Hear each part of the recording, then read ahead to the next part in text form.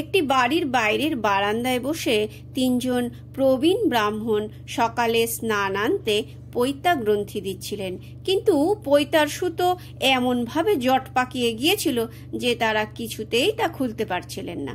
বাবা লোকনাথ সেই সময় ব্রহ্মপুত্র নদীতে স্নান সেরে সেই পথে ফিরছিলেন। তিনি ব্রাহ্মণের গলদঘর্ম অবস্থা দেখে সিঁড়ির কাছে গিয়ে দাঁড়ালেন। তারপর ধীর পায়ে তাদের কাছে গিয়ে বললেন, কি খুব সমস্যায় পড়েছ, তাই না? প্রবীণ ব্রাহ্মণত্রয় হৈ হৈ করে বললেন, তোর এখানে কি চাই?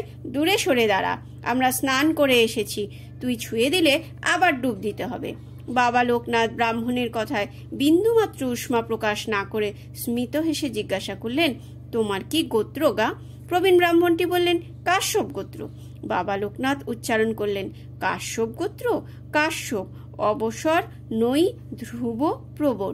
বাবা লোকনাথের মুখে এই কথা শুনে তিন অহংকারী ব্রাহ্মণ কেবল হতচকিতই হলেন না, বিস্ময়ে বিস্ফারিত চোখে মহাযোগী বাবা লোকনাথের দিকে তাকিয়ে রইলেন।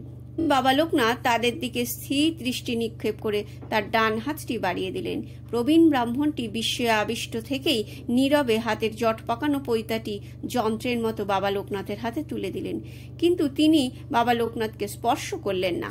বাবা লোকনাথ মুচকি হেসে বললেন, পাক লেগে যাওয়া পৈতে খুলতে হলে গায়ত্রী জপ করতে হয় গা, তবে গায়ত্রী জপ উচ্চারণ পরিষ্কার হওয়া দরকার। তারপর তিনি অস্ফুট স্বরে গায়ত্রী জপ করতে করতে জট পাকানো পৈতিটি দুই প্রান্ত ধরে সজোরে টান দিলেন। সঙ্গে সঙ্গে পৈতের প্যাচ খুলে গেল।